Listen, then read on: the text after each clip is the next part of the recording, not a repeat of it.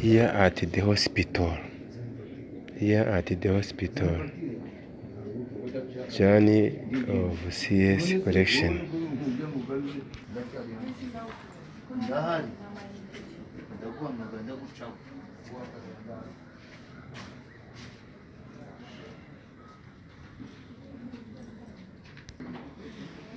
When you are a patient, you must be patient. Yes.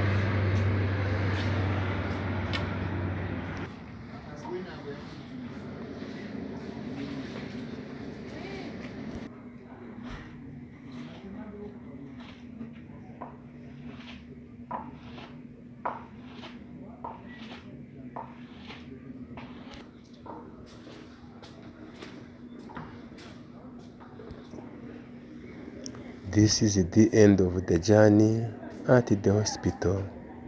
We must be patient. Thank you. This is the CS collection. Thank you.